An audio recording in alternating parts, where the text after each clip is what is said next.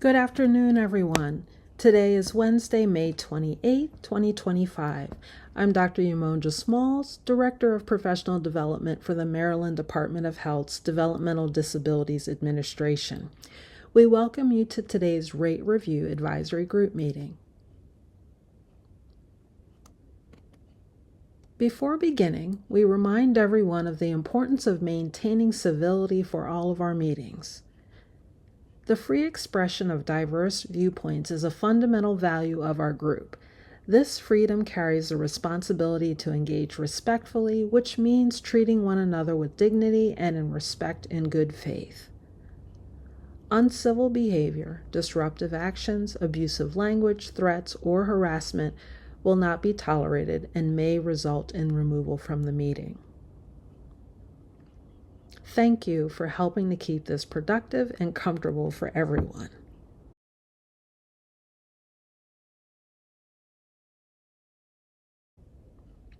If you would like to use closed captioning so that you can read what is being said, click this button. Sometimes the transcription is not exact, but it's pretty close. All attendees are currently in listen-only mode, and your mics and cameras are turned off.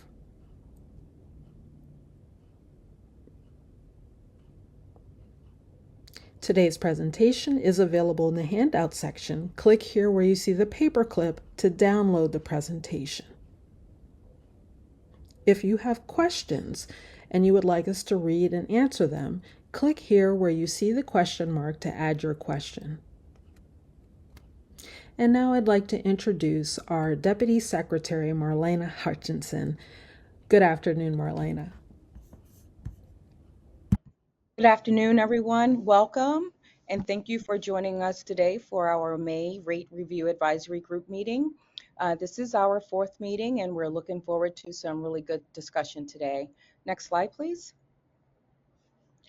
Today's agenda includes a discussion on our proposed process improvements for follow-along supports.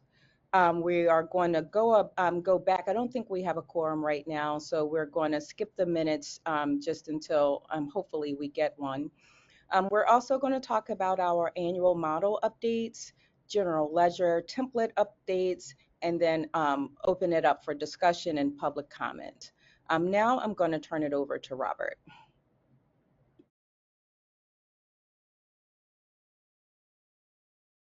Robert, and next slide, please. Yes, thank you, Deputy Secretary Hutchinson. As Marlena mentioned, we are going to skip the approval of the minutes until we have a quorum, or we'll table that until the next meeting. So with that, I am going to go ahead and turn it over to Rhonda and Stephanie to give an update on employment services, specifically follow-along supports. Rhonda. Next slide, please. Thank you, Dr. Small. So we're happy to meet with you again today to kind of share some updates related to employment services follow-along. We know that this slide is sharing both the concerns that the DDA has related to over-authorization of meaningful day services, and also concerns that have been shared by our providers related to the timely approval of person-centered plans when new services are being requested, such as employment services and follow-along. The slide also includes some process improvement strategies to address both of these concerns. We heard from the RAG group related to various concerns with the person-centered planning process, and Stephanie and I, we reached out to our regional offices and received some input related to their experiences. So we wanted to share some of those findings with you today. Our regional offices have reported that some providers are including all of the meaningful day services on a person-centered plan, including employment services when individuals have no employment goal. They've also shared that in some situations, the plans that they're receiving are lacking information regarding current status, barriers related to employment, and employment strategies to support individuals on that pathway to employment.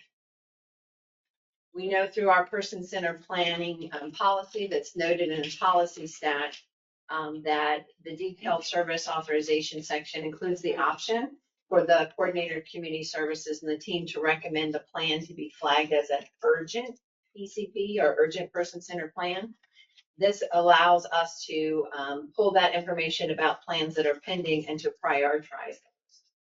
As per the current policy for person-centered planning, urgent plans are to be reviewed and processed by the DDA within 10 days. In discussions with our regional offices, most of our urgent plans are being reviewed and approved within 5 business days. But we are noting that we have some challenges, particularly when we are contacted by our coordinators of community services, and they indicate that there's a need for an urgent plan or service to be authorized. But yet when they're submitting the plans, they're not indicating that urgent in the plan so that we're aware of it. And we're also seeing that the documentation or that submission of the plan is either delayed or the information again is not complete. So we know that with complete plans, we can process those in a timely manner. And there's ways that information can be further supported in terms of not only the person-centered plan, in terms of the details, focus area exploration for employment services, but also the service implementation plans from our providers. So what we've got on the slide is some strategies that we're proposing that we would be implementing to help to address this so that we can both support appropriate authorization of services and also timely approval of person-centered plans. So first, we mentioned the urgent plan, so making sure that that's indicated in the plan when it's submitted. From that, we plan to do additional training with our coordinators of community services to work and remind them related to indicating that and ensuring that additional information is provided.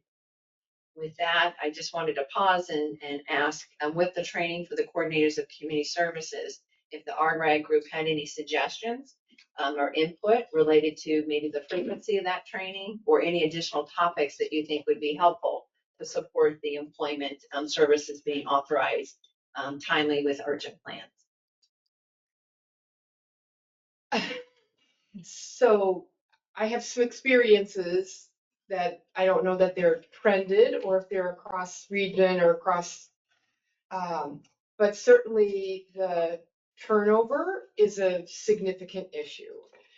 So we support a handful of people who've had anywhere between 5 to 7 CCSs in 1 year.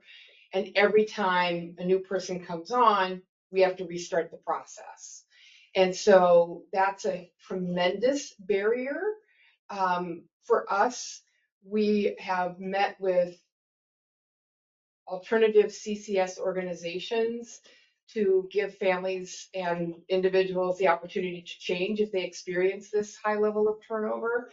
But that certainly is a barrier. And if there is not mandatory training about how to do this before providing the services, then you have the possibility of people falling into the cracks.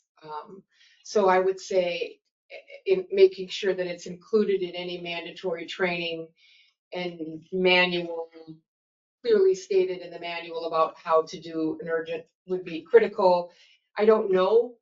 I have not had a conversation with CCS agencies to know if they are using that PCP document as a, the PCP manual as a guide that everybody uses on a daily basis. And there's, you know, it's all, you can tell by people using it, or if it's something that's a reference document that doesn't get used very often. Our experience is at least 50% of the CCSs do not know how to grade and blend funding appropriately.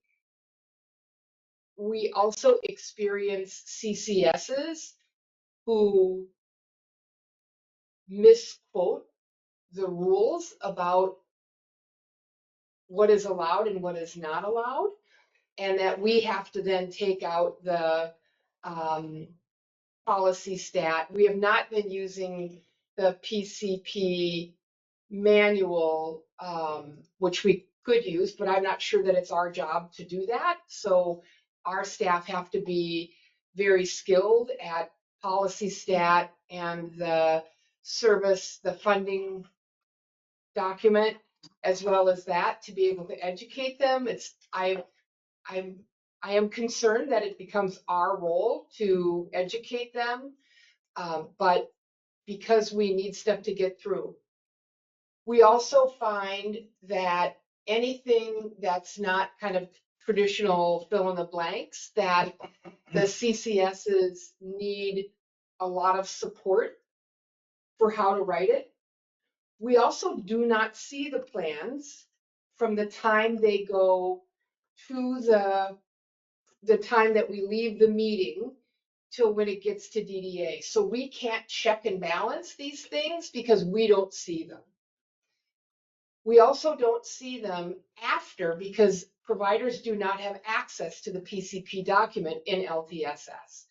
We have access to a part of it, but not the whole thing. So we cannot see these things in real time when they've been submitted or when they've been uploaded. So I think that is a barrier. If our role is their check and balance, which I don't think it should be, but that has become our role. If that is our role, then we need to have access to the documents to ensure that they are going in accurately. Thank you, Karen. So some of the takeaways I've heard from that in terms of, frequency of training and other items, given your concerns and sharing with us, the turnover related to that and some of the challenges that you've experienced. You mentioned mandatory training before providing CCS services is what I was thinking that to be, right? So that's great. We can look to incorporate our training not only with the kind of monthly meeting, but also have our regions reinforce it. And I'm also thinking, Stephanie, maybe we could be highlighting specific services at these meetings where we would take employment services and walk through policy stat, the service authorization, providing billing guidance and policy stat, or the waiver, so that we can refresh on that and remind them. Mm-hmm. So thank you for that feedback. Any other suggestions related to frequency of training for case managers or any other training items the group would suggest? Not a question, not a comment, and my apologies, I can't find the raised hand function here. But Karen, just to go back on your points and the barriers that you spoke about, is this something relatively new? Is this something that's been trending for many, many years as we look into, DDA will look into these barriers that you've just expressed? Is this something post-COVID? Is it something pre-COVID? Is it something within the last year? Do you have any parameters around that? So as an early adopter, and we went into LTSS actually in November of 2020 for many of our services and had quite a learning curve. And then when we went in on July 1st of 2021, we had only a few CCSs that were assigned to help us do that because of the level of training. I would say that as we began to scale LTSS, we have seen higher turnover. So I think that in the beginning, both the managers and the CCSs were stable. Then we saw the managers stable, but the CCS turnover to be pretty extensive. And now we're seeing both the managers, quality assurance, and the CCS turnover to be very high and quite a barrier in the work. And I do know that I know that we've hired many CCSs because we pay our coordinator level, which is similar, a higher salary than CCS agencies do. And I think my colleagues, we've talked about that before, that I don't know if it's the funding but we're finding that the infrastructures in those CCS agencies are not as strong as they were when we started LTSS. Very helpful information. Thank you, Karen. Can I ask a question? And I too cannot find for the life of me a raise hand button. So, I actually feel like I need to back up. I need clarification on what this slide is saying. So, because we've started hearing that very recently that the regional offices will not approve um, uh, follow along or ongoing job supports if someone is not currently employed, even if they have it as an employment goal. And I just had somebody send me a case where the person is starting a job in 3 weeks and they don't have the services in place that they need because they were told it couldn't be approved. So what exactly is being proposed in terms of the policy? Yeah, Laura, thank you for sharing that. So let's just kind of reset again. This slide is talking about two concerns. One, the DDA's concern about over authorization of services, which will impact our federal assurances, et cetera. And also the RAG and provider groups concerns related to timely approval of person-centered plans when new services are requested. And so there's been a lot of dialogue and discussion over the last several RAG groups related to follow-along supports. And what we're talking about now is a variety of strategies that the DDA could use to support process improvements.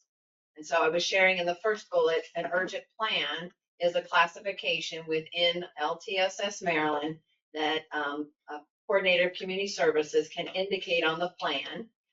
That would flag it so that then we can prioritize it with the regional office level to be processed within the 10 days as noted within the policy. I was sharing in our conversations with the regional offices, most of the plans that are indicated as urgent that are complete, that have the information in there, they are able to process those within 5 days.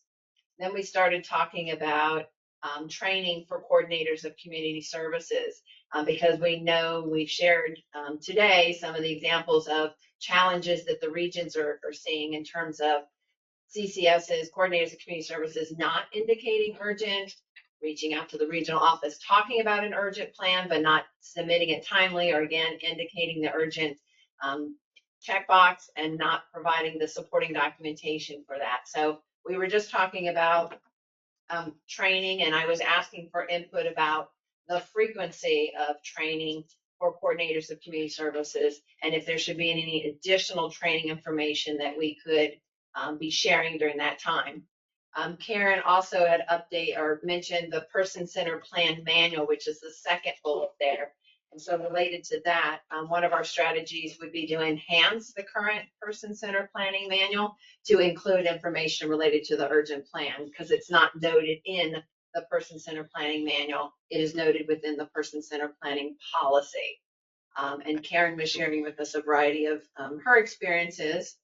I know you were going to share some thoughts related to that. So we're just now talking about the different strategies, and I had asked for input on the frequency of training recommendations from this group for coordinators of community services related to those urgent plans so that we can kind of move forward.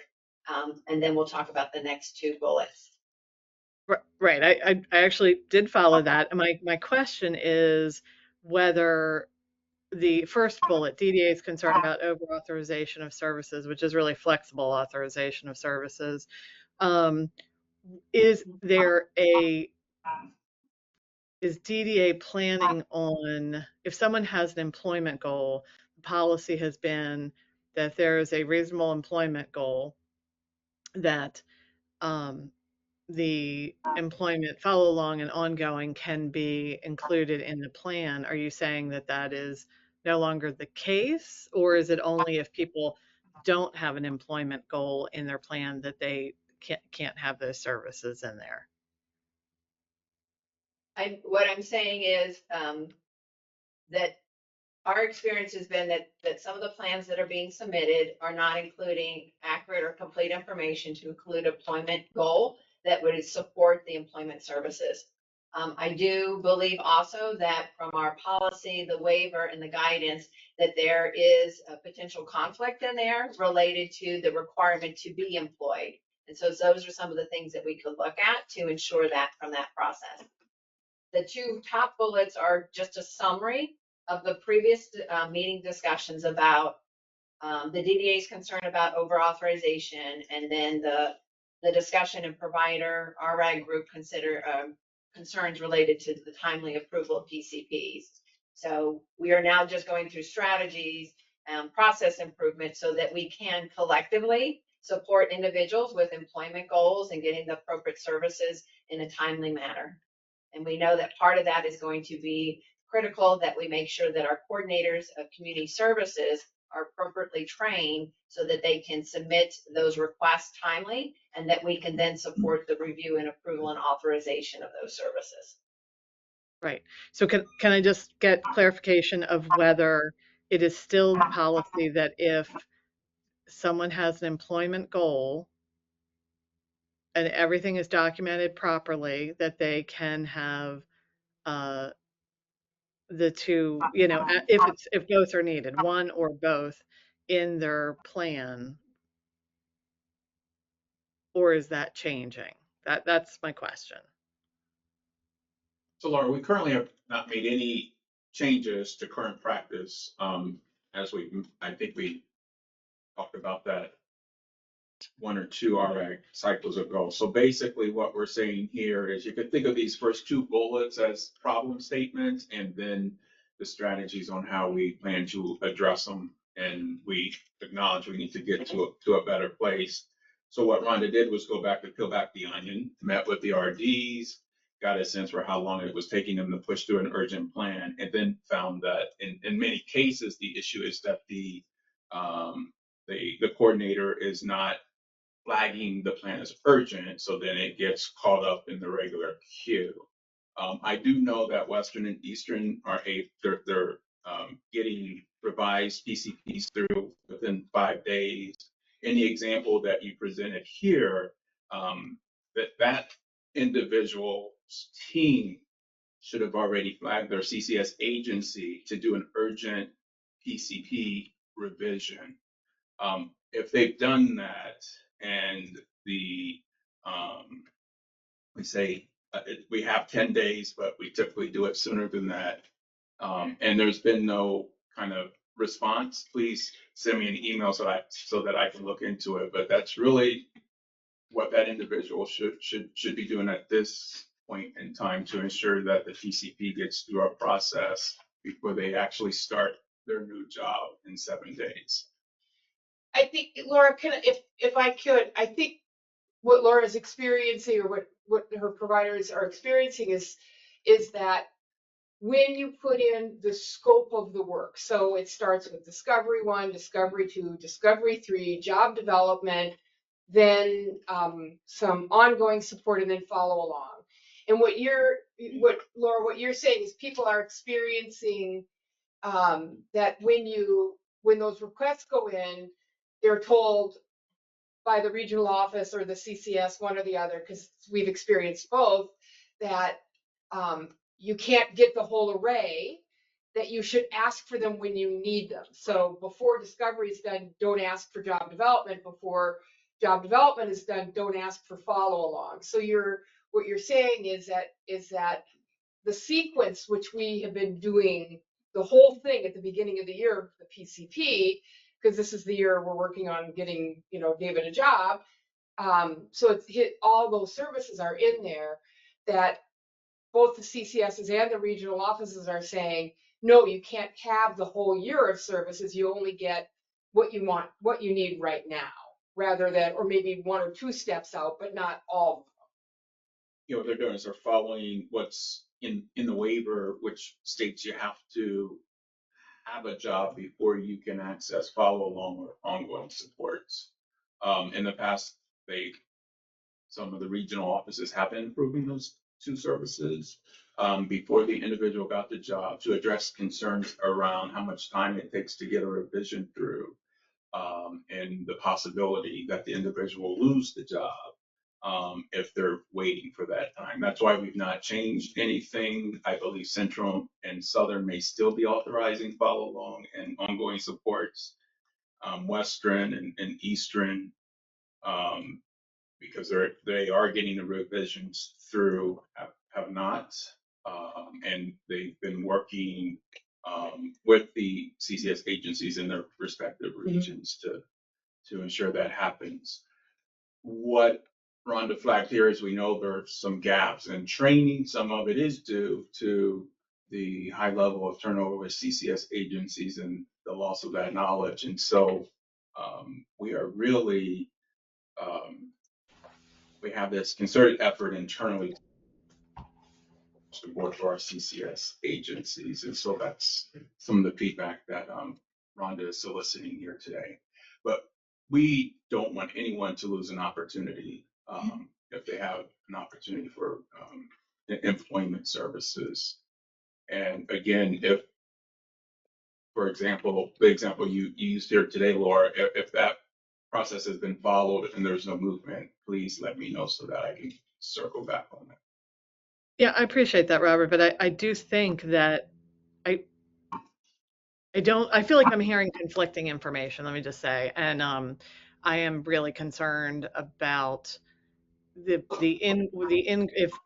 a policy is implemented, as maybe we're starting to see, that you can't have ongoing and or follow along um, uh, when you have a documented employment goal, um, what that is going to mean in terms of the increase in time. And even if it's 10 days on the DDA's side, you still need the time on the CCS side to submit an urgent plan request. And that is going to increase the demand, I would think, particularly in Southern and Central. And, a lot of these jobs, to then say, well, I'm going to need 3 weeks before I can start.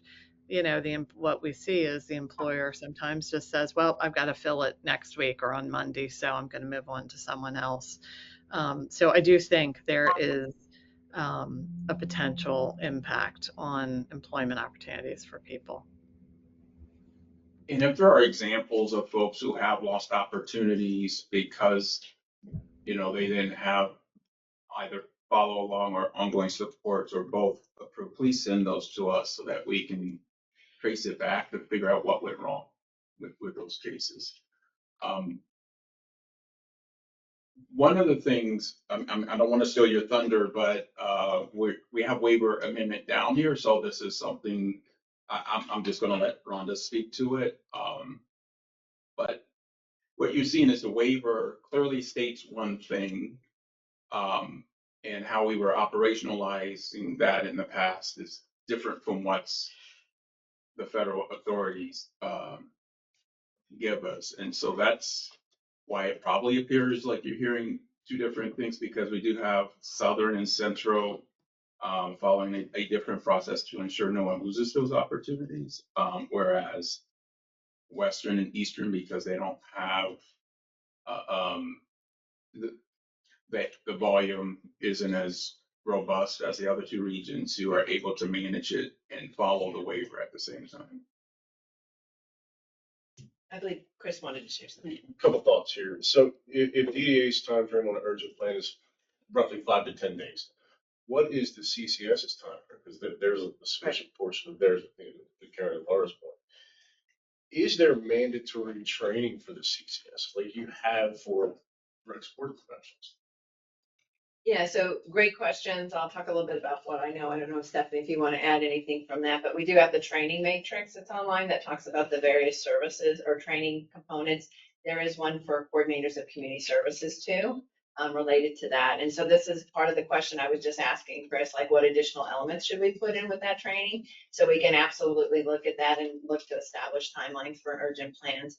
Urgent plans could be things related to someone beginning a new job. It could be something related to supports needed after maybe the primary caregiver has surgery. So it is an urgent need that needs to be taken place pretty quickly.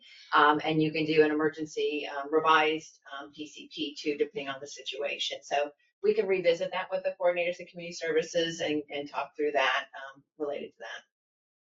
Yeah, from a training perspective, I'd be curious to see if the CCS organizations are able to deliver onboarding that meets the basic requirements, and then some kind of an annual recertification. And it could be every 3-month certification based on the sheer volume of turnover. But again, I think in looking at DDA's portion of the process being 5 to 10, what's the front end? What's the provider? Is there a way to implement something? I remember going way back in the day. I pick up the phone and call regional office. I've got a problem. We'll get you the documentation as soon as, and we would get at least a verbal communication. They knew it was coming. We were working on it. Is there anything like that in place that we could implement that it starts with a phone call? I've got urgent plan coming. DDA regional office is looking out for it. Everybody's on alert, you got to keep their eye for it. Right, we would call that an emergency revised plan. Okay, so not urgent. So It's different than urgent, yeah. Okay, fair enough. So I have an alternative thought about this. A number of years ago, and I don't know if they still do it, but I worked with some folks in Michigan, and on an annual basis, the PCP got approved, right? So the PCP process and getting the PCP approved is separate than the authorization of the funding. And so if the PCP process, if the PCP is approved and it goes through the annual approval process and it's got all the services in it, that, like what Chip is saying, a call to say, here's the documentation, it's coming, we're moving from stage 1 to stage 2, and it's a matter of flipping on a switch in LTSS so that the plan has all of the services of the employment process in it. Employment path is what we would call it. The employment path services are in the annual plan. The plan is approved. We turn on discovery. You turn the discovery in, you push a button out. In Michigan, the CCS agencies have the ability to turn off authorized funding and not.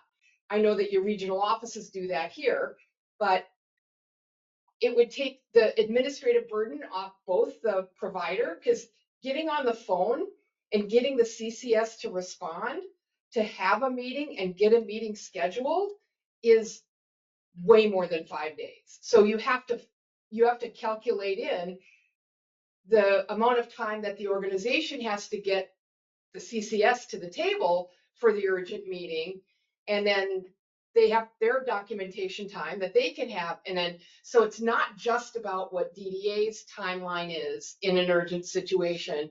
It's about the administrative burden on the provider to continue to do this. What if we approve the whole PCP for the whole year, and that you turn the funding on at different times? And that's, of course, the regional office's job. But once the PCP's been approved, all those services are accessible once you meet the requirement for moving on to the next service. Yeah, I think that's an interesting ideal and proposal, Karen. I'm happy to look at any of the other states that you've talked about. I would be a little concerned about CMS perspective from that, if it's authorizing people not having to be delayed to access that from an access of services. But we can absolutely look at that, and that would be a perfect thing for the Waiver Advisory Council and the subgroup to be able to share. You're never going to get there. So, but go ahead. Yeah, I'm sorry. I wanted to suggest something similar, although not quite that specific. It occurs to me we got at least 3 issues in play here. One is, Robert, while I appreciate the sentiment behind if you're struggling, call me. And in full disclosure, when I've called Robert, frankly, I get a prompt response. That is not the way to run a $2 billion system. That's number one. $3 billion system. That's number one. 2, the more moving parts there are, there's no amount of training you guys can provide to keep up with the instability in the CCS workforce. In some places it's worse than others, but you're talking intra-position turnover of 300% and 400%. We just know this anecdotally. I don't have data, but we know it. So you could go out and train to your suggestion every 3 months. You still won't have knowledge transfer, which is what, at the end of the day, the training should really be about. And so against that backdrop, in addition to, we're just talking about employment stuff, there's a whole other army of moving parts in other parts of the PCP. Karen, when she opened with her commentary, spoke to what I hear as a systems issue, and I'm dangerously incompetent when it comes to LTSS. But the CCS gets the plan with employment in it. They do whatever they do, and then they send it to the regional office. The regional office then has, and I assume this is sequential, the regional office then has some truncated period of time to bless, anoint, genuflect, whatever the regional office does, without it ever being seen, even if it's just view only, by the provider. And so that's interesting to me. It suggests the possibility that rather, in addition to the training, in addition to the safety net of if you're really in an oh shit moment, reach out to either your RO or the central office. Can you do something with the system, not inconsistent with what Karen said, so that everything's loaded and it's just toggling at that point? The services have been approved. You guys know what the plans contain. You also know that two things can't coexist at once, two services, to your question about over authorizations. So that the system does the hard work. It still has to go through whatever review for waiver compliance, but the system, and it occurs to me, and then I'll be quiet, that making an investment in the technology could be a better and longer, with a better ROI than just, you're going to kill yourselves just in training alone because of the incident. Yeah. Thanks, David, for sharing. And I've also flagged here, we are going to take the suggestion back and look at the feasibility of it. But in the interim, we know there's some things that need to be addressed to improve. And please don't call me, send me an email. That's the best way. We do need to move on. Chris, you had a quick follow-up question? You know, we're asking about where the training and where to put the information, how to communicate with the CCSs of the urgent process. Where are we defining the emergency process? Is that in policy stat? There is, the different types of person-centered plans are noted in the person-centered planning policy and policy stat. Definitely should be added there. What should be added? The urgent process. It is there. It's in there. It's there, it's not in the manual. Okay. How about the service authorization guidelines? The urgent plan? No, because that is about the services being authorized, not types of plans. But again, we're trying to communicate to the CCS as the process for getting a service authorized. Right, that's where we were talking about the person-centered plan manual to be updated to talk about the urgent plan process.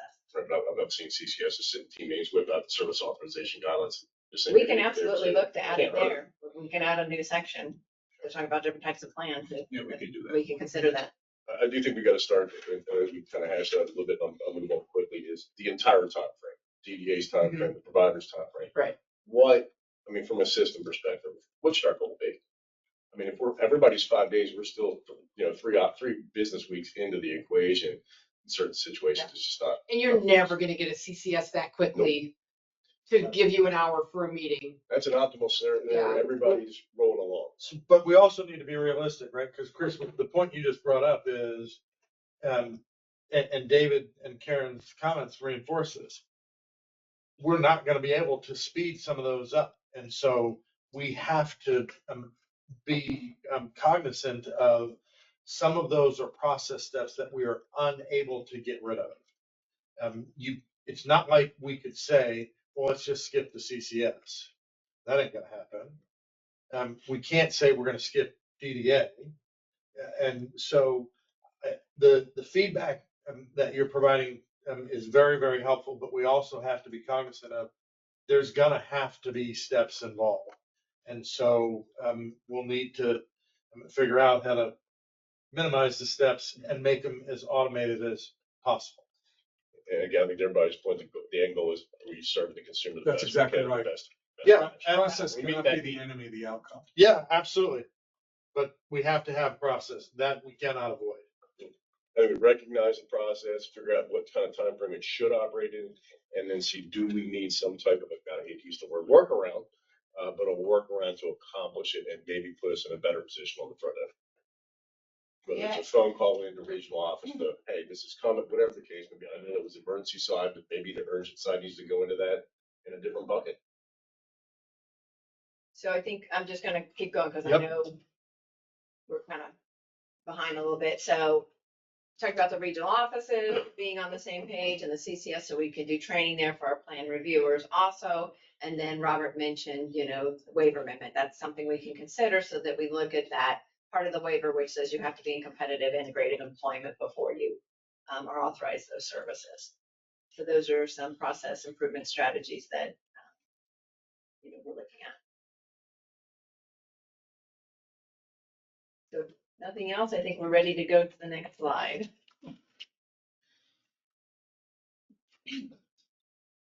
Okay, the next slide is me. I just wanted to mention, since it was, we talked about CCS training, and they also have opportunity for certification training through our State Employees Leadership Network online training that is offered free to the CCS agency on a quarterly basis. And some of them have taken, they have availed themselves to that opportunity, just so that is known. And it's that, that strictly focuses on employment, looking at it, having those employment conversations and those type of things. So standalone transportation is pretty self-explanatory.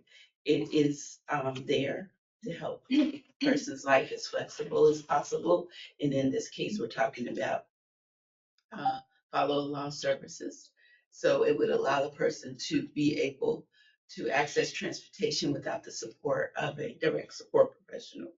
And maybe that would have helped them to be able to be a little bit more flexible in the hours that they work, and not have to be tied down to when staff is available, or when the van is running, leaving the group home or anything like that. And so that pretty much is the purpose of standalone transportation. I'm not sure if anyone had any questions. Stephanie, do you want to just mention what the links are? Oh, okay. On the slide, you'll see the policy link to standalone transportation, and then we have a transportation visual that shows all the transportation scenarios provided in the waiver for people to be able to access. And it the pictures kind of show, if this happened, this is the type of transportation you request, and so on and so forth. So going back to the earlier comment about we don't want process to be the enemy of outcome. A lot of times, what we have found in this conversation is it is a translation issue, that we're not communicating effectively between the two groups. And so we're trying to take cues from the feedback that we receive from you all and provide additional information that you can access as resources, and individuals that are within the process, meaning individuals in service as well as CCS providers, families, et cetera, so that they better understand the steps in the process and how to access resources. Okay, any questions before we go to next slide?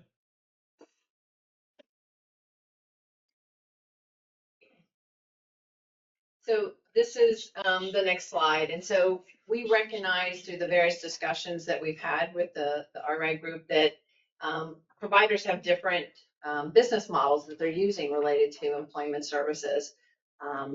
It differs among the various ones. So given that, really, in order for us to consider rate changes, additional exploration and conversations are needed about these various business models, and then data is going to be needed to support the different components of employment services for consideration, to include those provider travel related expenses.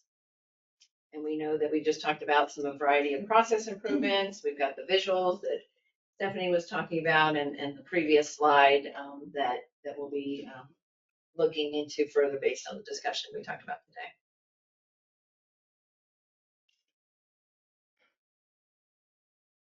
Ron, quick question. Just jump back one slide. You don't need to go back. The standalone transportation, has there been any change to it? No. It's more as an FYI. Yes. Okay. Yep. And the important thing is the visuals that are there that help to kind of walk you through. Gotcha. I think So before we exit this slide, one of the things that we are wanting to make certain not only RAG, but the entire provider community understands is that when we talk about data collection strategies, we mean the GL template.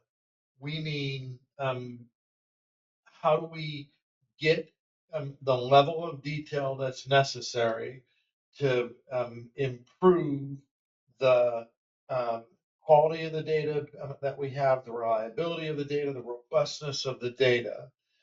And so, we talked about, for instance, in the last meeting, there was a discussion, well, do we use some of the SELN app information?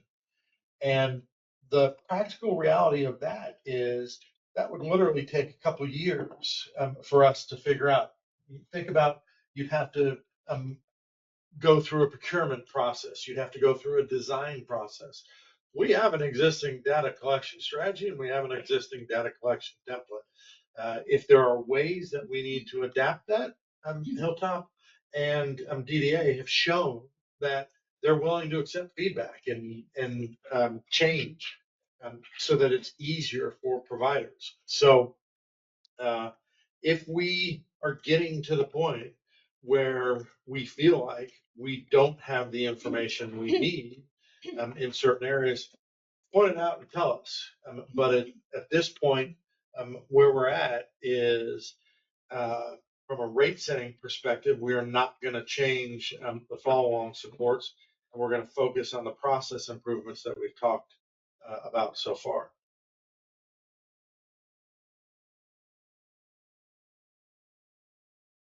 You've already made the decision that you're not going to change the rates for follow along?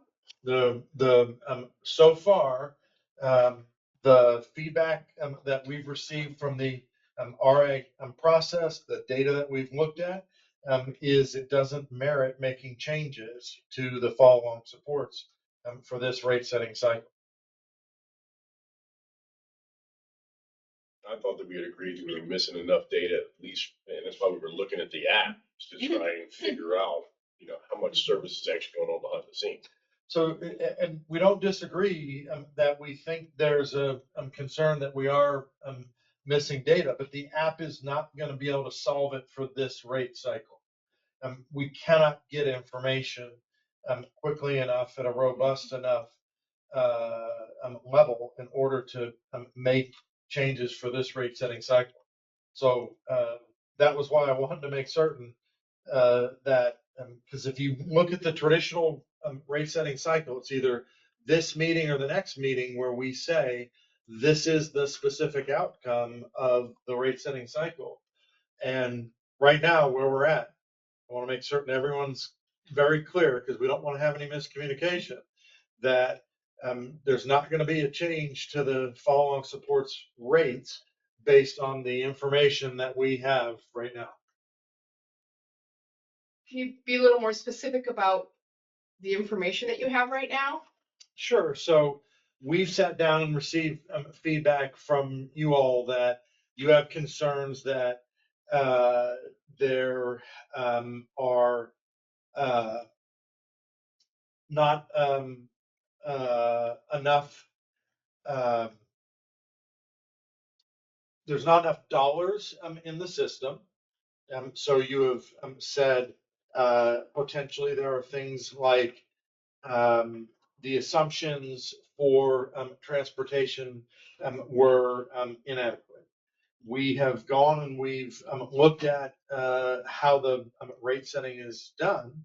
And as best we can tell, the split between what is transportation and the other services and the standalone transportation that exists and access for follow-on supports are adequate. Those are the kinds of things. We go and we look at the what limited information is available in the general ledgers, because we've said, well, we had 80% submission. That doesn't mean it was 80% data. So that just means that 80% of the provider community submitted a general ledger. There are a number of providers that just submitted a blank general ledger so that they could say they've met the submission requirement. So we're not at a position where we have. Wait a minute, that was a choice? Didn't get you off the hook, didn't help us. Right? And so what we've been trying to do is look at the data to see if we can make changes, adjustments to the rates. And at this point, it is not So I sufficiently think- robust. I think that here's, I'm gonna disagree with what I've heard from this group. Sure. So what I heard from this group is that the direct hours on the job may be accurate. If they're, they're aiming for 2 hours a month, might be accurate. Mhm. It's the indirect hours, or it's the not on the job. So it's the benefits, it's the I lost my apartment, it's that it's not the direct service. But when people are working independently on a job, they still have a high level of what I would call traditionally employment case management or case management needs. And I believe that what this group said very clearly was that the hours baked into the rate for that indirect are insufficient, making the monthly rate insufficient. So that's what I heard this group say. I'm not saying I disagree with that characterization. What I'm saying is, when we look at the underlying data to determine are the assumptions for the follow-on supports inadequate, I cannot point to data that tells me not just what you just said, which is the direct versus indirect, but tell me the rate overall is inadequate. Because I could argue, yeah, you might be right on the direct versus indirect piece of the rate, but without looking at how the total rate works, comparing revenue to expenses, I could potentially be adding dollars to a rate that the agencies in general are doing fine on financially. My guess is that what people are doing is that they are flipping into other funding systems. So they're not relying on that rate alone, that because that rate is insufficient, that they're flipping into ongoing, or they're flipping into CDS, or they're flipping into personal supports. So rather than that rate being encompassing what it really should be encompassing with the indirect, is that they're going to other direct rates. So if that's the way that, the only ramification of that is that if we are relying on alternative funding sources to fund that indirect employment piece, then that means more braided and blended services, which means that the system has to be prepared to fund us for the other way we're getting the money, because it costs what it costs. But we might not just be doing it all under, this is a new funding paradigm. So people might be, doing 2 hours of CDS because that's what I meet with him and talk to him about his apartment, or about how to travel train, or how whatever. So the question for DDA would be, do you want those employment related case management things to happen under follow along, or do you want us to grab the quarterly hour rate using other mechanisms? Because that's where I think you'll see it. Okay. I think that's fair feedback. And what we have said as part of the rate setting process to Robert and to Stephanie and to Rhonda is, so let's use the example of the benefits conversations. Benefits is is it a specific service that should be included as part of follow-along supports? It's not currently part of the waiver at all. There are benefit counseling services within the state. And so the point being, we want to make certain, in a perfect world, and we know we don't live in a perfect world, but in a perfect world, each rate would stand on its own, and it would be funded according to the service description. And so the reason I brought up the benefits comment is, I don't disagree that your team members are probably having benefits conversations with these individuals. But the way the model is set up right now, those are not conversations that should be billed through the follow along supports rate. And so that's where we have the dilemma from a rate setting perspective.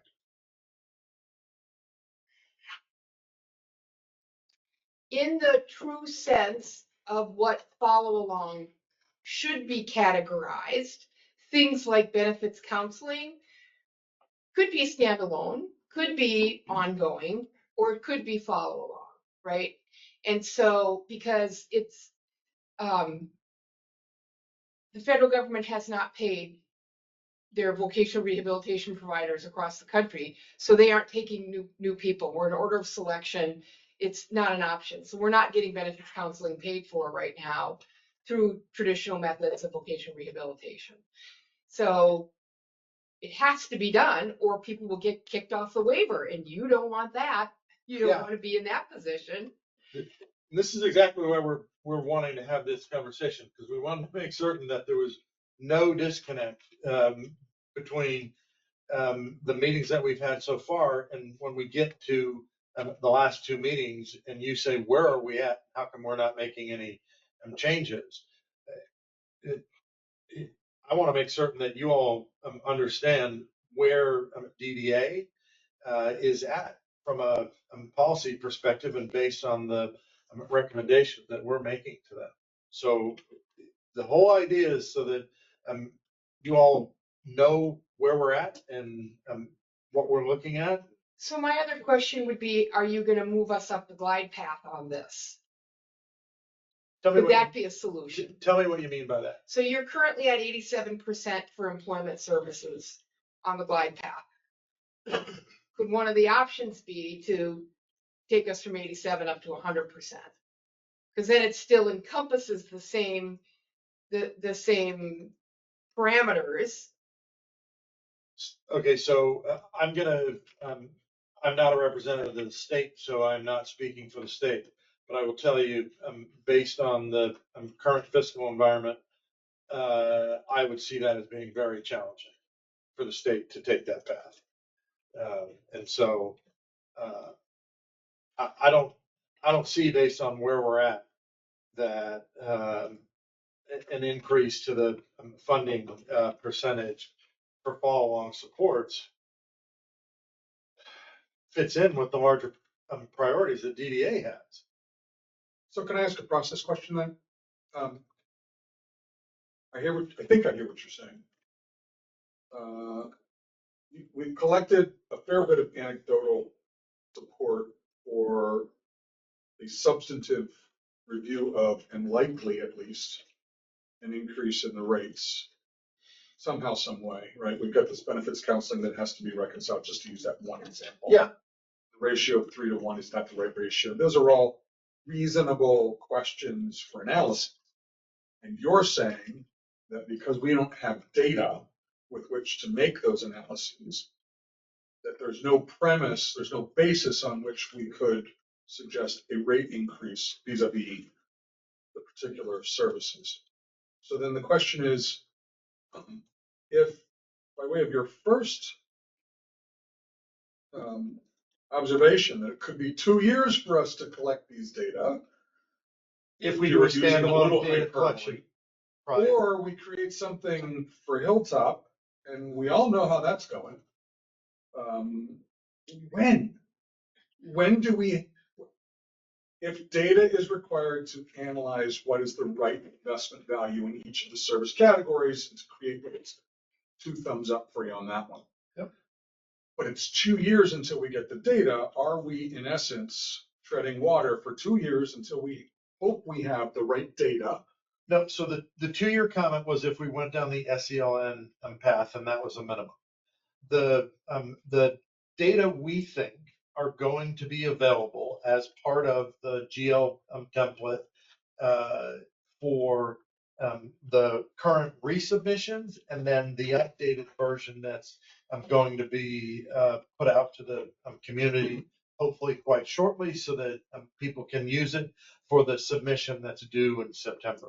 So we have, DDA has committed to utilizing the GL template and all the data associated with it and using it for rate setting going forward. And we are confident that we're going to be able to do it with the next submission that we get. Can you rate your confidence level on a 1 to 10 scale? Because I'm not sure that everybody in the room would share your optimism. The uptake has been awfully, awfully slow. That's my word, nobody else's. And your data expectations are awfully, awfully high. Well, there was you wanted 80%, something like that. I'm not remembering the detail.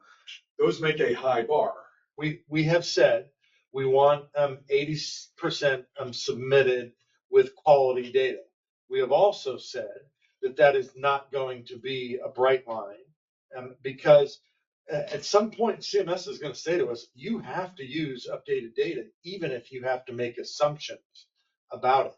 And so we have said, if we have to, we will find ways to supplement the information so that we can present a compelling argument to CMS that these are reasonable rates and they use as much updated information and ancillary data sources as possible. And so we've talked about things like using 990s, audited financials, anything that we can find to supplement, because at the end of the day, we do have to be able to say, we have reasonableness checks to say the revenue and the expenses that we're projecting with these rates make sense for an efficiently and effectively operated DD provider. For sure, and I don't want you to hear me pushing back on any of that.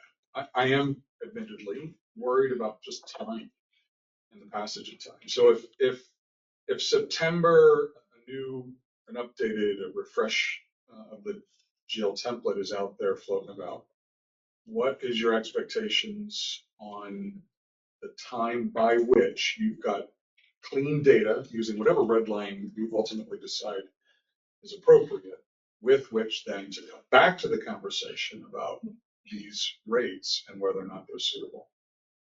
I think it will be similar to the time frame that we discussed last year, which was the data need to be done with the manipulation by Hilltop and Optimus in the first quarter of next calendar year. January through March. Thank you. Can I jump in for a second? I just had one comment and two questions. The comment is, I know Maryland has set the data standard that it has set, but my understanding is that in rate setting in many other states, that we have a much higher standard than what you see in other rate setting models. So I just want to say that again. Don't think that's accurate. You don't think that's accurate, Steve? No, I don't. Okay, well, my information is that it is, but okay. So the two questions are, one about benefits counseling. Rhonda, I think I heard you say it's a little hard to hear when you're virtual, that you can get it from somewhere else from DDA, from a DDA waiver, since it's not in the DDA waivers.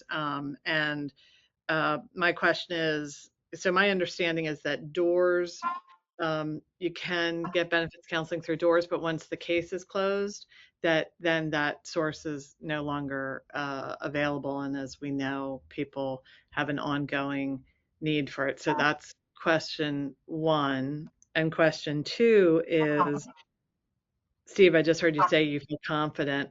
And the question about assuming the data is, I guess, high quality enough. But my question is the GL tool, either was it constructed last year, or is the newer version moving forward constructed in a way that it provides the breakdown of data that's needed to make progress on follow along?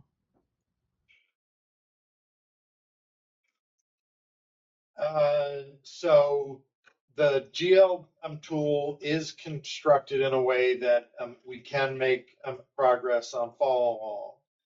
It is not as detailed as we would like for some of the services, Follow Along being one of them. But it can give us the aggregate information that we need to move forward. Okay. You see aggregate information. What do you mean? Bottom line? Yeah, bottom line, revenue versus expenses. I always want that to be our benchmark. With respect to what we've kind of identified in this cycle here with the main pinch point we feel like in the following is the direct indirect issue. There's many other issues, but that's one of the primary. What have we done to the GL tool to ensure that we're going to be able to collect that data?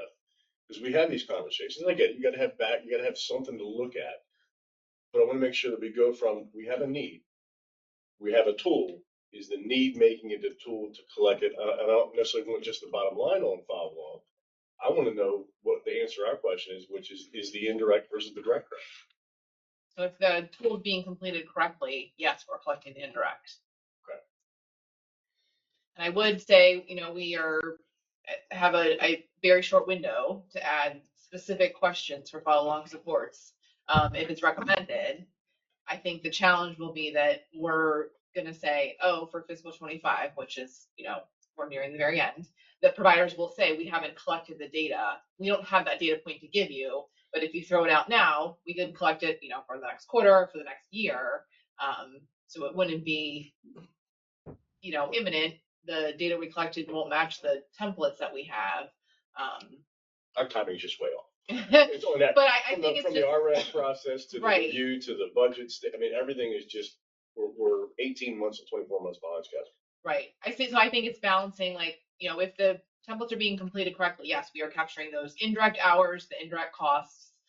So to Steve's point, we can evaluate what that looks like by service and specifically for follow along supports. If there is a specific data point that the providers are able to provide, we have like a 3-week window to add it to ask for next year. And you said if a couple of times. Is it a training issue? Are you seeing that the information you're getting, you're reviewing the GL tools from last year, that you're not really having the data to be able to determine the direct versus the indirect? You keep saying if, and I get it because I'm sure there's right. So I mean, we're in the process. I don't want to take away from my update, but sorry. the data that we're getting back on resubmission is much higher quality than the initial submission. I think it goes to the point that the engaged conversations with the providers and getting that technical assistance is creating better data. So the hope, and I'm feeling a lot more confident, is that for 25, we will get cleaner data, accurate data more quickly to be able to use it for these types of evaluations. But there's a percentage of providers who got feedback who didn't resubmit. There's providers who didn't, submit in the first place. So it's really just making sure we have this perfect storm of getting everyone to the point where they can submit the data that we need to make these decisions. And to now go back and answer David's question when he asked, how confident are you on a scale of 1 to 10? Based on the review of the resubmitted information, I'm at like a 6 or a 7 that we're going to be able to get where we go, because once it's resubmitted, it appears to be good based on the information we're looking at. But that's a small subset of the 80% target that we're looking at. And so when people avail themselves of the one-on-one conversation with Hilltop and they resubmit, we get good data. I hear you, and I want to be a little careful here because I've got brethren and sisterin in the provider community who have really been befuddled by this, and legitimately so. That said, that doesn't instill me with a lot of confidence, right? What is the uptake should not be conditioned on, frankly, hope. If we need data to take a run at any rates, let alone employment rates, which is a clear priority for DDA, for the provider community, for the advocacy community, for self-advocates especially, real careers with real wages and all that good, juicy stuff, we got to have some path that relies on, I'm fond of saying hope is not good strategy. Yeah. So can you crack the whip, or let's create an army of technical assistance resources so that when we ask, we get to reach your 80%. And I'm sort of with Laura. That does sound like a high bar. It's not. My experience in other states is different to the one here. It is what it is. But then what are we doing to make sure we get to the 80? So, Breathe, Steve. Your blood pressure's rising. We just need to fund Hilltop for one-on-one supports. We just go and everybody's GL. Yeah, but they need a little benefits counseling, frankly, Chris. Just the benefits count issue we're talking about, is that still, Laura mentioned that it would be other state agency once they're gone, it's not. Do we have access to it in any way, shape, or form? So from my perspective, I know I was just pulling up one, Independence Now Incorporated, which is one of the Centers for Independent Living, offers benefits counseling. They have a program called MD They do work incentive planning and assistance. They have this project related to Maryland. So they do a variety of things to include counseling related to Social Security benefits, effects on workplace benefits, healthcare coverage, et cetera. So there are entities outside of the Division of Rehabilitation Services that are available. That's who they're funded by, though. They're the WIPA. Yeah, but they support a variety of people. I know we referred participants and family members to them, and they supported them. But they use DOOR's money to fund their service. I'm just saying that there's other entities. I don't have So any background. we provided. I have a WIPA that works at sea. Right. And people can private pay for it, but it's got to be paid for. So we're more concerned about not the access to the service, but the funding for the service. Okay. So I just know that we've referred people to Independence Now, and they have not been Yes. charged with any fees, and they're not associated with doors. So I think it's just different opportunities, business models, et cetera, or funding sources. Maybe they have. I don't know. I just know that there's access to it. and David, I've taken a deep breath. Hopefully my blood pressure is down. I am unable to finish this conversation without saying, you can lead a horse to water. And so the resources for Hilltop have been there, and the seminars have been there. At some point, the provider community needs to recognize that DDA's hands are tied, DDA's credibility is impacted if we do not have robust data, and they have to make a commitment to submit the data. As Steve, I'll say too, I think there's obviously commitment from the provider community for this process.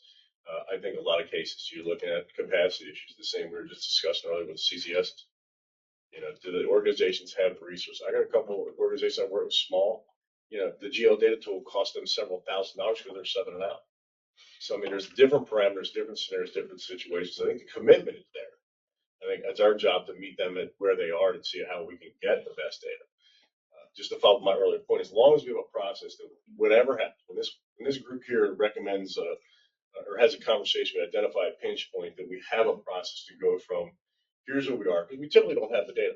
You know, it's a new thing we've dug into. How do we get from here to the GL tool to make sure that when Kristen's got that next year in front of her, that she's got that data, that we can start to address the issue? Yep. Absolutely. We are in agreement on that.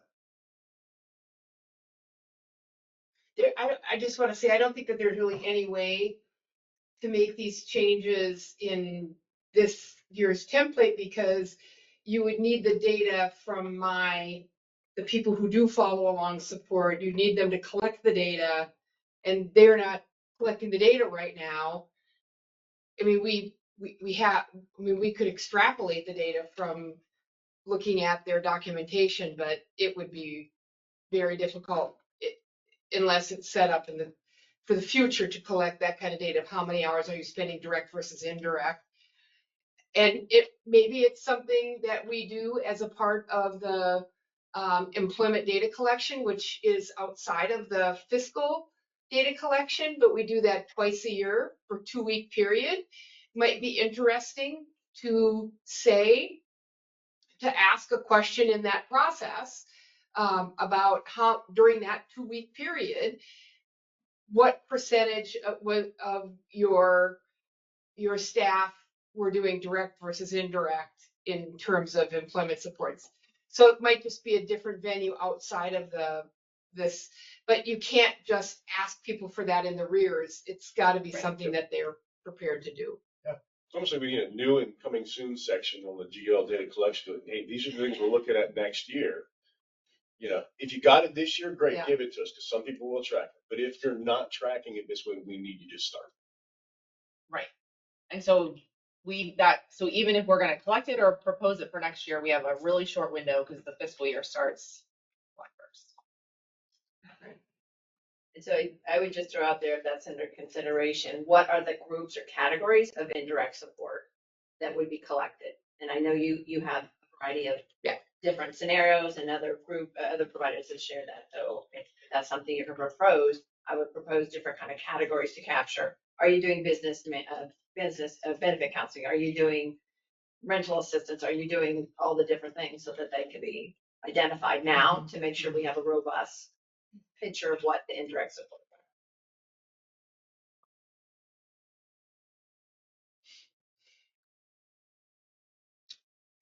Okay. Me and Harlow Steve's got to come out and move us along because we have other stuff that we want to address. So can we go to the next slide, please? Perfect. Caleb? Thanks, Steve. Recognizing we are way past time, so this will be a relatively quick discussion. But my name is Caleb Levon. I'm going to talk about the annual updates to the fiscal year 26 paid rates. Next slide, please. So the fiscal year 26 paid rates are based on the fiscal year 26 approved budget. And that approved budget contained 2 cost containment measures that impact the rates. So I'm going to talk about those cost containment measures next. After that, I'll share the fiscal year 26 rates, including the difference between the fiscal year 25 rates and the 26 rates. And you'll see that in a moment. Next slide.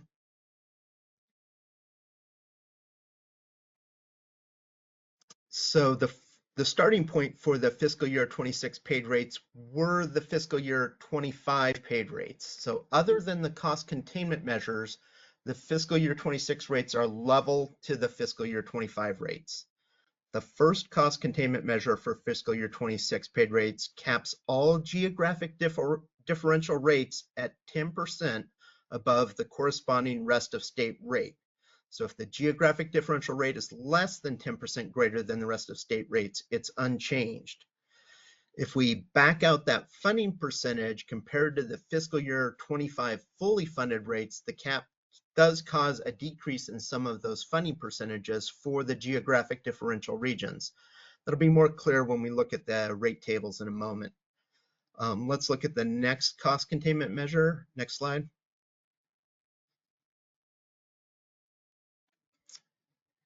The funding percentages for dedicated hours for community living and supported living services in fiscal year 25 were funded at 87% and decreased by 1% for the fiscal year 26 paid rates. That 1% decrease is relative to the fiscal year 25 fully funded rate. So this funding level change was applied following the 10% geographic differential cap, although mathematically that doesn't impact the rate.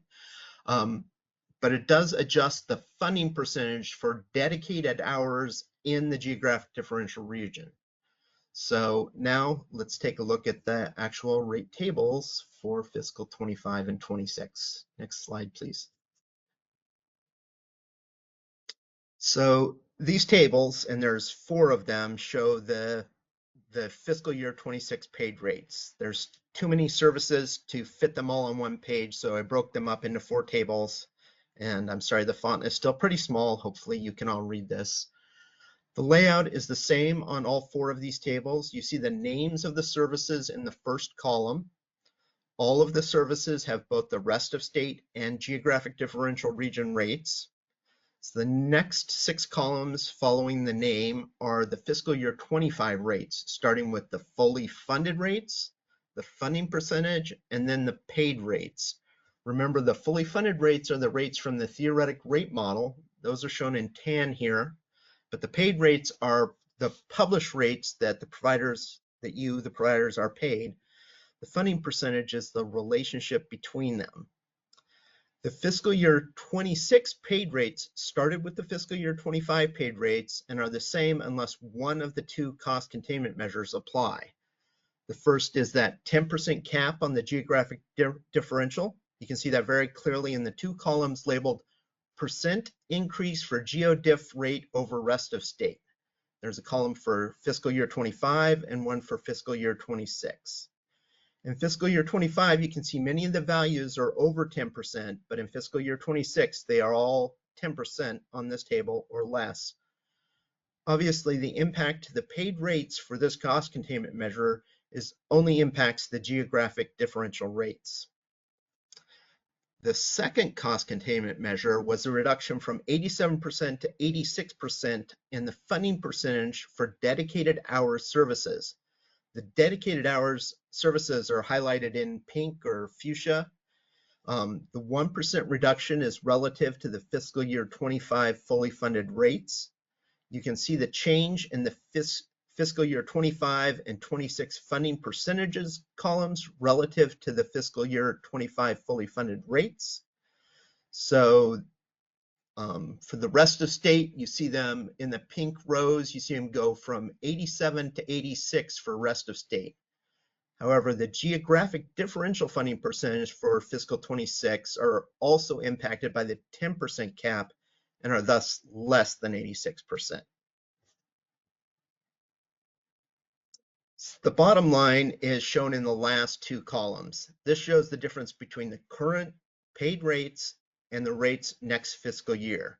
You can see that they are exactly the same for the rest of state rates other than dedicated hours. And the negative percentages under the geographic differential rate represent the impact of the 10% cap. Now, the following three tables are laid out similarly, and I'm happy to go through them or to take questions at any points. Let's go to the next slide in table 2. Hold on, Caleb, we have a question. Yep. Oh, sure, go ahead, please. Can you explain the tan column, which is the FY25 fully funded rates versus the FY25 paid rates?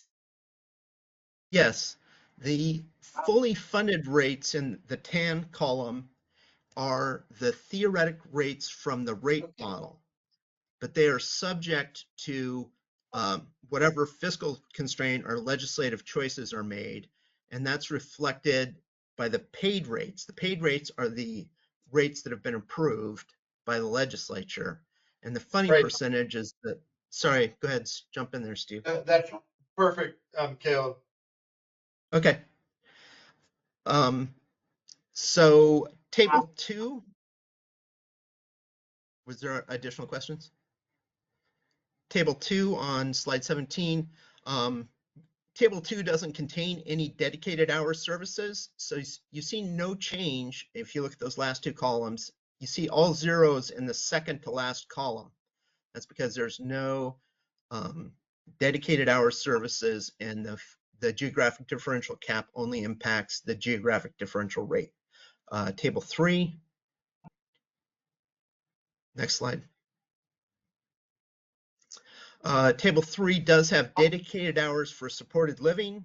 You can also see some non-residential services on this table, like Meaningful Day. Next slide.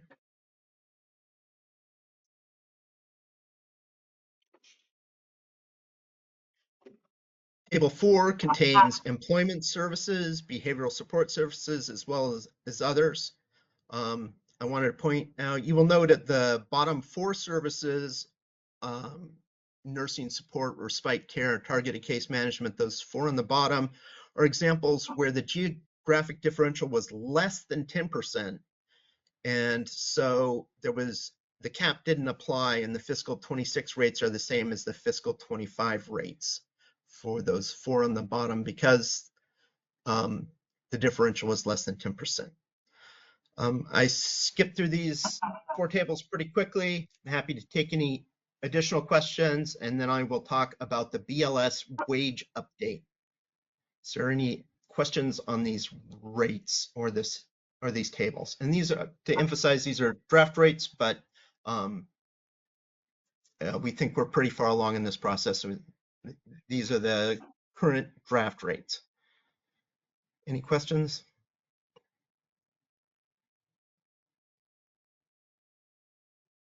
Caleb, I think you can go to the next one.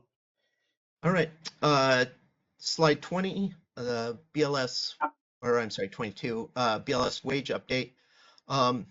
So the previous fiscal year 2025 rate model, the one that produces those fully funded rates in the tan column, used the BLS wages, used previous BLS wages from 2018 and 2021 for many but not all of the meaningful day services.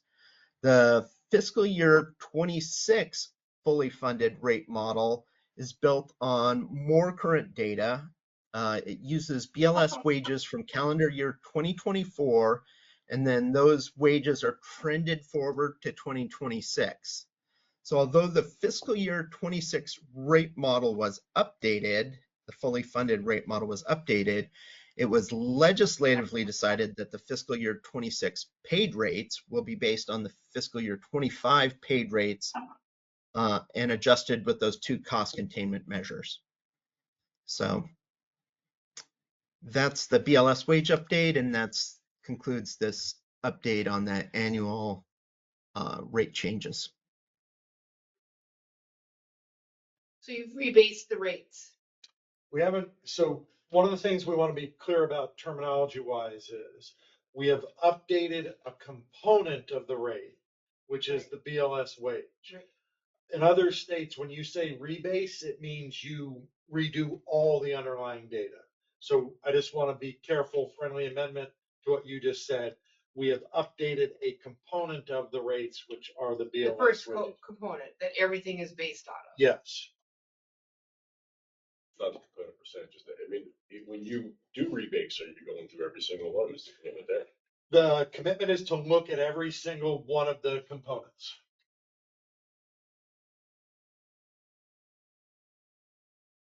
Have fantastic data by that. We will have fantastic data by that point. Okay. Wait, oh, I'm sorry. Can I ask a question? When are the FY26 rates going to take effect? Will it be July, or does this need to go through the waiver amendment and therefore be later? I will defer to DDA. Robert? Yes. A waiver amendment would be necessary, Laura, for the changes to the GeoDiff and dedicated hours. Okay, so So the effective date is to be determined. The purpose, obviously, of this presentation was to just give everyone a flavor of what those new rates are going to look like when they do go into effect. right, I'm sorry, it's a hot question of when the rates. So does that then mean that the existing rates for FY25 for providers will continue until you can make the change based on an approved waiver amendment? That's correct. Okay. And then the other question is what was used? So the FY26 rate model was updated with calendar year 2024 BLS wages, but then I heard Steve say, but everything is being held flat for 25.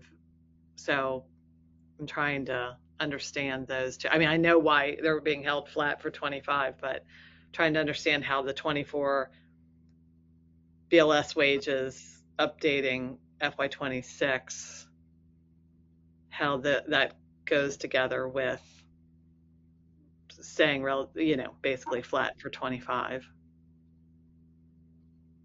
We're just going backwards on the glide path, essentially. Yeah. Did we have the formulas? Sure. Yeah, we can show the math behind the spreadsheets. Yeah, part of the reason why they say draft and subject to the deliberative process is when they get posted to the DD rate system, there's very specific how many digits and when they round it. And we want to make certain that anything we're presenting here would match with what the rounding is, so we can show you the formulas that we've used for these calculations. Loris, you said you were having trouble hearing before. I just want to make sure you heard the answer to your question. We're just moving backwards inevitably on the glide path. So the updates to 24 BLS data, which should advance us, just we're moving backwards on the glide path. Well, okay, that doesn't make complete sense to me. In terms specifically to the question of the second bullet. If the rate model was updated with calendar year 2024 BLS wages, but the FY26 rate is essentially the FY25 rate. I don't understand how those two intersect. If 26 was updated, but 26 is also even with FY25, is it that is what was updated the fully loaded brick and the FY25 rate will be the funded rate? Is that what you're saying? Yeah, the funding percentage will show the relationship between the theoretic rates and the actual paid rates. And the funding percentage will need to be, when you compare the fiscal year 26 fully funded rates to the fiscal year 26 paid rates, you'll see that funding percentage will change compared to what it was in 2025. And to be clear, it is not a given that that will go up or down. It will depend on the particular services and how much the wages have changed between 2018 and 2024 compared to the estimated change in those rates. So there's a lot of complicated factors there, but they do not all universally go up or down in funding percentage. But the funding percentage is that relationship between those two, the fully funded and the paid.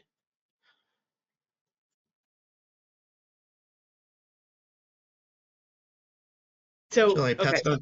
but Mike, I understand what you just said, but the relationship between the FY26 fully loaded brick and the FY25 fully loaded brick, is that where it says 26 was updated with calendar year 2024 BLS wages?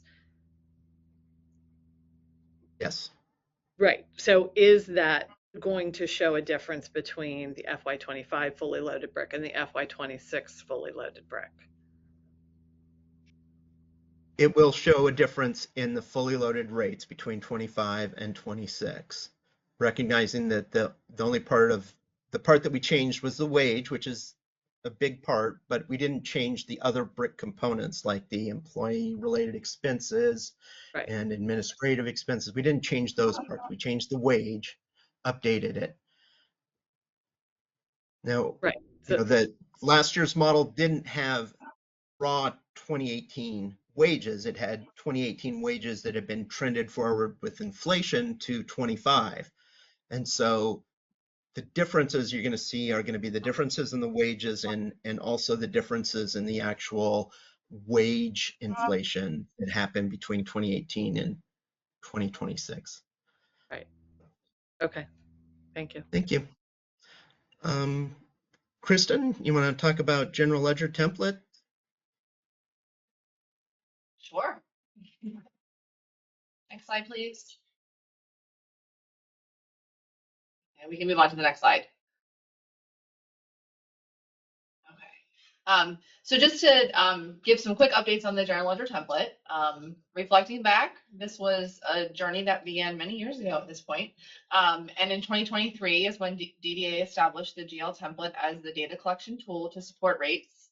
Moving forward, to allow a way for us to collect consistent data across the network, As we've talked today, we certainly have been open, and DDA has been open to the feedback from providers. We've changed the tool, added many data points, changed language, the way we were looking at things, based on provider input. I would say a big thank you. We definitely would not be where we are today without all that engagement. And so some quick updates for 24. We've been talking about the percentage of submissions that we've received. So we got about an 80% response rate.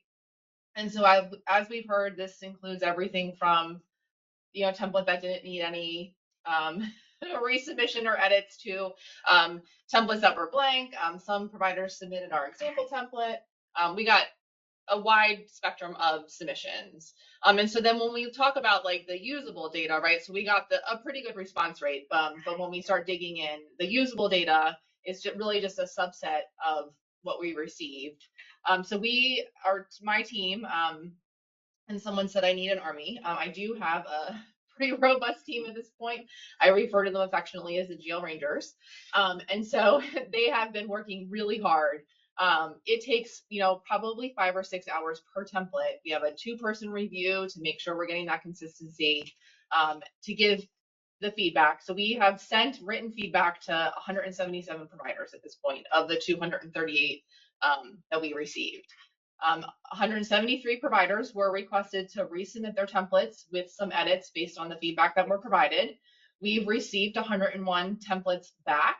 So about a 58% resubmission rate of those that we gave the feedback to. And then we still have about 72 providers who haven't responded for our requests for edits. And so we are in the process of reviewing those final templates. The goal is in the next, few weeks to get responses out to everyone. If nothing else, to give some input and feedback so that as they're completing their fiscal 25 template, they can incorporate those changes. We have met with providers one-to-one, over 70 providers. We've, been more than happy to jump on phone calls, sometimes more than once, to talk through questions, look at templates, talk through nuances of how they should be reporting data. And that too has been a really valuable feedback opportunity for our team in those conversations. And so as we move to the next slide and we start looking ahead to capture the 2025 data, we have had the benefit of all of these conversations as technical assistants, all the feedback, being invited to provider groups to hear about their experiences, challenges, and what might make the tool a little bit more useful and helpful for providers.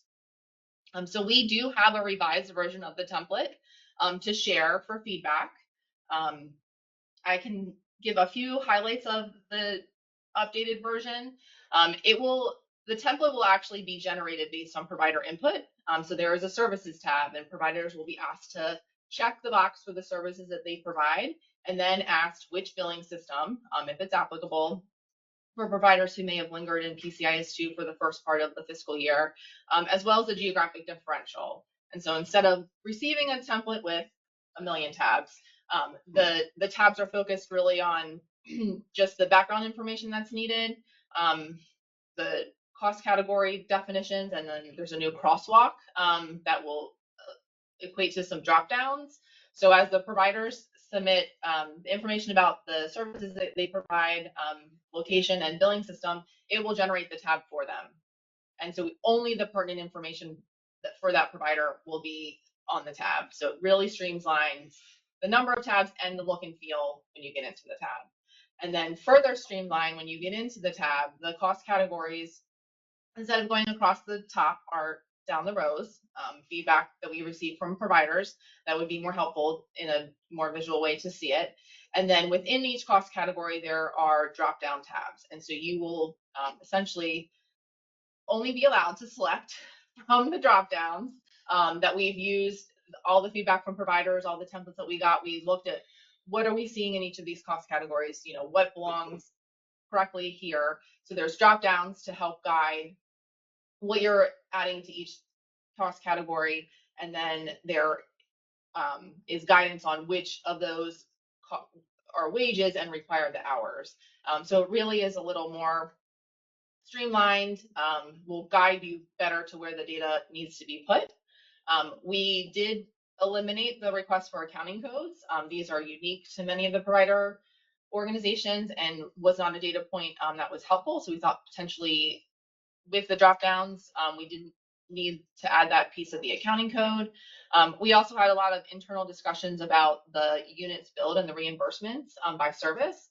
That's a data point that we can pull directly from the claims. And so rather than asking providers to report that, we will pull that on the back end and accompany the submission when we get out. So along with all these changes to the template, we did also update the instructions, adding a lot more detail and clarification for those frequently asked questions, the topics that came up in our conversations. And so we will share the instructions and the template for feedback.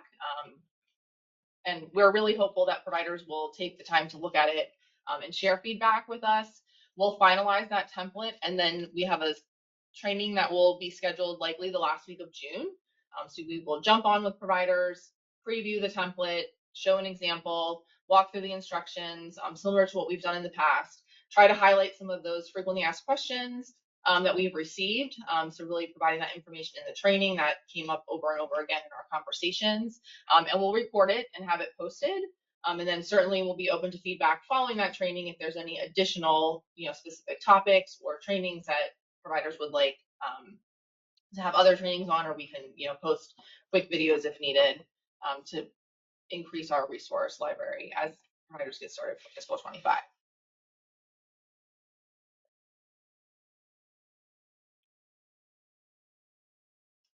And so again, September 30th, 2025, it will be the day, and we're hoping really to get all of the providers to submit their data, so we have a good data set as we look towards the rate setting cycle for next year.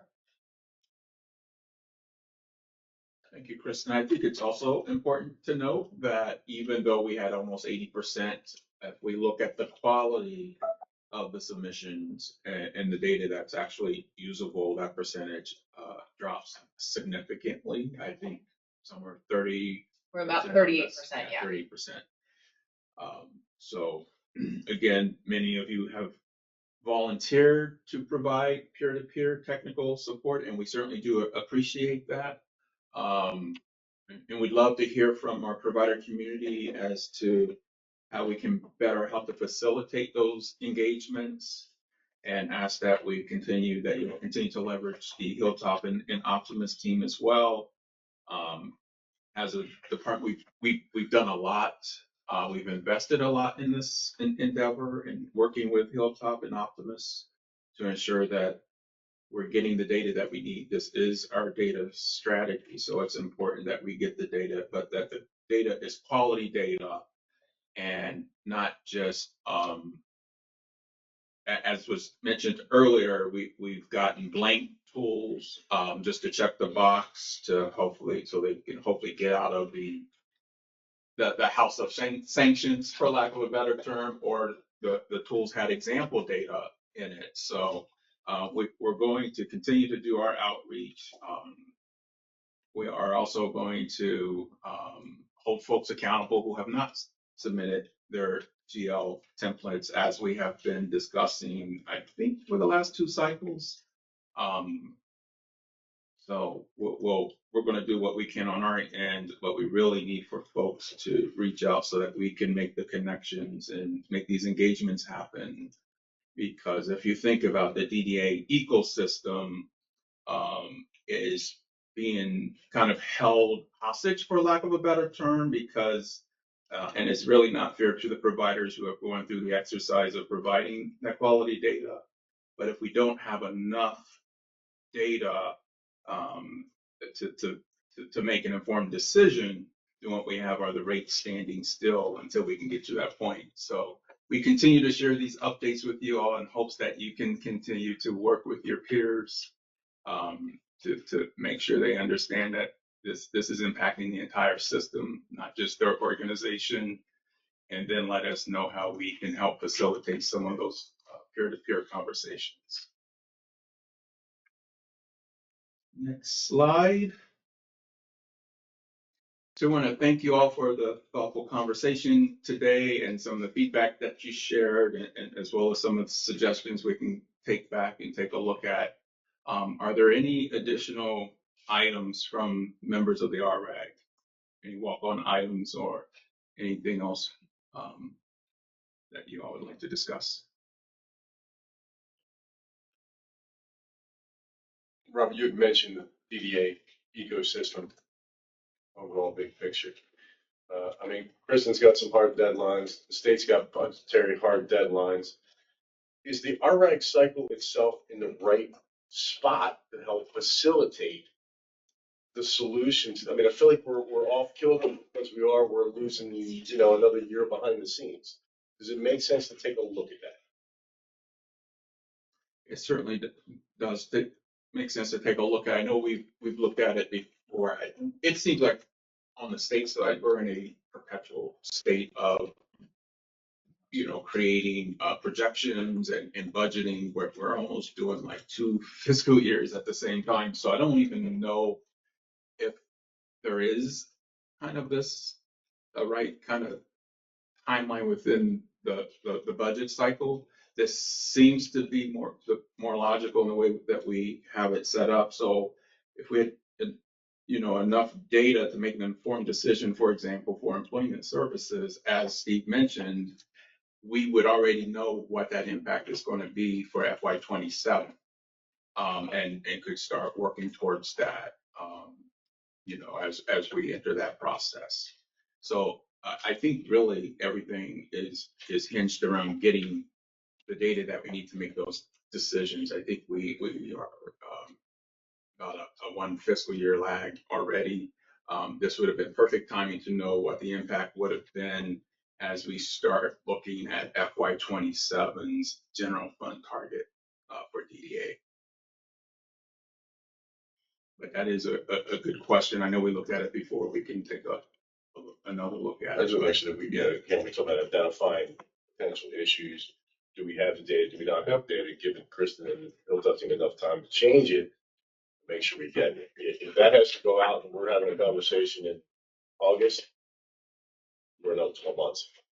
We could probably put together a pictorial to show the current cycle and kind of an overlay of the budget process and an overlay of the data collection and how that will inform future rate cycles. I think it'd be helpful to make sure we got everything as tweaked as we can possibly get it from a time perspective. Yep. Okay, Dr. Smalls, we may have time for one public comment. Unfortunately, we're in a little longer this cycle, so hopefully we'll have more time next cycle for the public to chime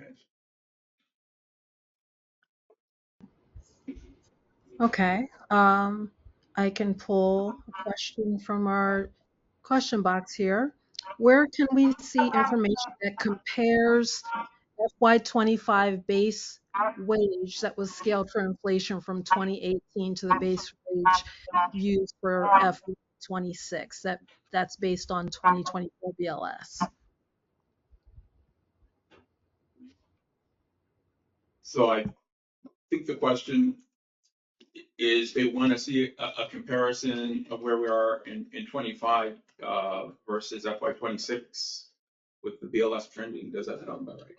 We Yes. can produce a table that shows by the different rates, what the base rate was and then what it moved to. Okay. And we'll get that posted to our ag site and include the link in the materials that we send out. Next slide, please.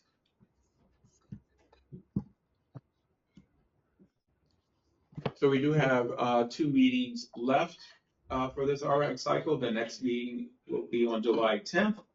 And then the remaining RX meeting will take place on August 21st of 2025. Again, those meetings will be from 12 to 2 p.m. The meeting invite will be sent to all registered attendees. But if you still have the same meeting invite, that will work as well. Next slide. All meeting materials will be made available through the designated DDA webpage for the advisory group. We will also include the comparison once we have gone through the internal exercise of calculating the rates and to make sure they're in alignment and to account for any kind of rounding differences. And with that, thank you all. I'd like to move to, well, I thought we had a forum, but it looks like someone might have dropped off. I'd like to move to adjourn the meeting for me. Thank you, Dr. Smalls.